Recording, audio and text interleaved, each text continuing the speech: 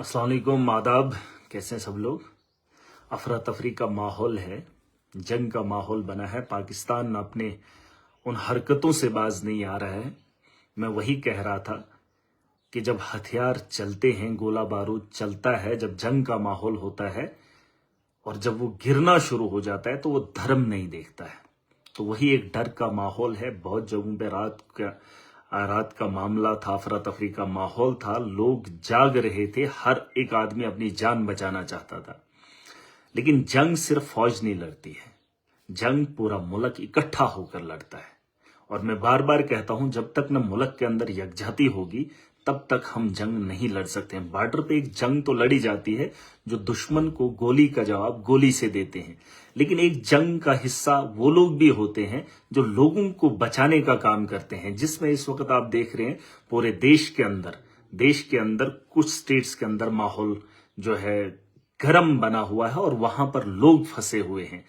इलाकों के अंदर परेशानी है, जो जिस कोने के अंदर है वो परेशान है, कहीं लोगों की जानों का नुकसान ना हो।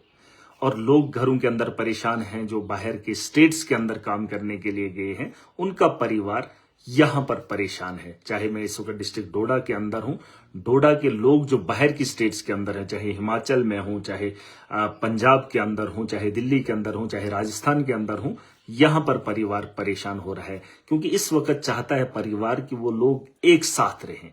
और मैं चाहता हूं इस जंग को लड़ने का काम एक आम आदमी भी करता है। अभी का वक्त जो है वो ड्राइवर हजरात का है, जो गाड़ियां चलाने का काम करते हैं। मैं चाहता हूं वो ओवर चार्जेस ना करें, जो जायज है वो पैसा लें और ढोने का काम करें, लोगों को उनकी मंजिल तक पहुंचाने का काम करें। इस वक्त बस स्टैंड्स के अंदर लोग पहुंच रहे हैं, अब उनको लोगों को उनके घरों तक पहुंचाना, उनकी मंजिलों तक पहुंचाना, ये भी एक जंग का हिस्सा रहता है। जंग ऐसे नहीं लड़ी जाती कि आप कहेंगे कि हथियारों से लड़ी जाती है। जंग उसे भी कहा जाता है जहां लोगों की हिफाजत करने का एक अहम रोल अदा इस वक्त जो है ट्रांसपोर्ट कर रहा है। और मैं ट्रांसपोर्ट के उन लोगों से गुजारिश करना चाहूंगा, ये वक्त आपको भी इस मुल्क को कुछ बेहतर देने का है, लोगों की जानों को बचाने का, और बहुत सारे लोग जो परेशान हैं उनकी परेशानियों को खत्म करने का वक्त है। और मैं चाहता हूं कि इसमें आप एक अहम रोल अदा करेंगे। इस वक्त एडवाइजरी एक जारी हुई है, बहुत जगहों से मैं देख रहा हूं, पंजाब से फोन कॉल्स आ रहे हैं, पंजाब के अंदर स्टूडेंट्स हैं, रोजगार के लिए जो मजदूर तबका गया है हिमाचल के अंदर, वो भी परेशान है। और सबसे बड़ी बात, अब देखिए वक्त का पता नहीं है कि किस वक्त किन हालात से हमें गुजरना पड़ेगा। मैं चाहता हूं कि शांति बनाए रखें, एक दूसरे का साथ दें। अपने मुल्क को बचाने के लिए अपने लोगों को बचाना है। जो जिस जगह पे है, जो उसकी जरूरत है, हमें उसकी जरूरत को पूरा करना है। और जंग का यही एक तरीका रहता है। कोई ये कहे कि फौज लड़ रही है, नहीं, फौज के अलावा अपने मुल्क के अंदर जिन लोगों को जो जरूरियात हैं, वो दूसरे लोग जो है उनकी जरूरियात को पूरा करने में अगर करेंगे तो वो भी जंग के हिस्सेदार हो जाते हैं। और जंगें इकट्ठा होकर लड़ी जाती हैं। हमारा मुकाबला इस वक्त दुश्मन के साथ है। मैं कल भी कह रहा था कि पाकिस्तान हमारा दुश्मन है, क्योंकि वो जो बारूद बरसा रहा है या बरसाएगा, या जब जंग का माहौल बनेगा तो वो ये नहीं देखेगा ये लोग कौन है। मैं वही कह रहा हूं, वो दुश्मन है और हमें दुश्मन को रोकने के लिए इस वक्त इकट्ठा होना पड़ेगा।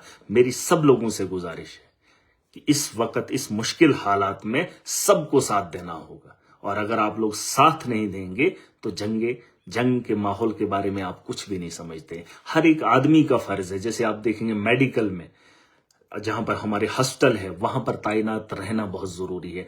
जो ड्राइवर हैं उनका तैनात रहना, उनका चलना सड़कों पे बहुत जरूरी है। पुलिस का एक अपना रोल है, ट्रैफिक का अपना एक रोल है, और अहम रोल है। सबके अपने अपने रोल हैं। अगर हम सब ईमानदारी के साथ निभा के, अगर आज के इस जंग के माहौल में भी हम लूट और खसूट करेंगे तो हमसे बड़ा जलील और ख्वार कोई नहीं होगा। आज जहां लोग परेशान हैं वहां पे भी हम कमाने की कोशिश करेंगे, तो ये तरीका हमें अच्छा नहीं लगा। अरे जो लोग बाहर हैं वो परेशान हैं।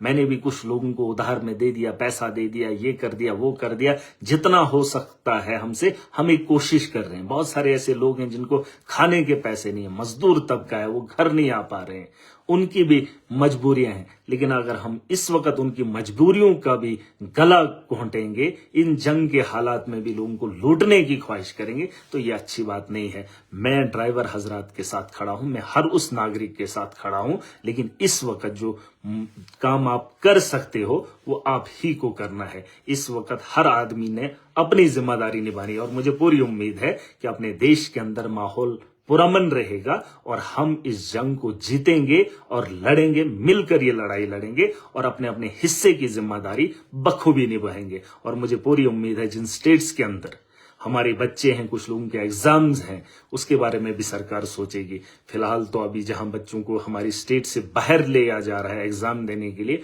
हम यहां पर भी वो एग्जाम ले सकते थे। एग्जाम के बारे में बाद में सोचेंगे। फिलहाल सेफ्टी बहुत जरूरी है और सेफ्टी के लिए हम सबको इकट्ठा होकर इसके बारे में सोचना होगा। और मैं सरकार से गुजारिश करना चाहूंगा, जम्मू के बस स्टैंड में जो लोग हमारे हैं, जो वहां पर उथल पुथल हो रही है, दूर दराज इलाकों से लोग आ रहे हैं, कुछ बाहर की स्टेट से आ रहे हैं, मैं चाहता हूं कि उनको वहां से निकालने के लिए सरकार जिम्मेदारी उठाए और ट्रांसपोर्ट का इंतजाम करे और ड्राइवर को भी तंग ना किया जाए। ड्राइवर हजरात जो गाड़ियां चला रहे हैं उनको भी तंग ना किया जाए, उनको भी चलने दिया जाए।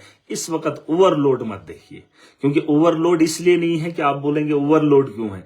ओवरलोड नहीं, कोई ड्राइवर चलने को तैयार नहीं है, लेकिन ड्राइवर को भी ये जंग लड़नी होगी और ड्राइवर को भी मेरी गुजारिश रहेगी कि थोड़ा संभल कर लोगों को उनकी मंजिलों तक पहुंचाना, और लोग आपको दुआएं देंगे। हर आदमी को जंग का हिस्सा बनना पड़ेगा और अपने मुल्क की बका के लिए खड़ा होना पड़ेगा और मुझे पूरी उम्मीद है इसमें कोऑपरेट किया जाएगा। जहां जहां लोग हैं बस शांति बनाए रखें, आपस में नहीं लड़ना, बाकी देख लेंगे। और हम सक्षम हैं, हम जवाब भी दे सकते हैं, हम जीत भी सकते हैं, लेकिन बस आपस में भाईचारा बनाए रखना, बस ये हमारी गुजारिश रहेगी।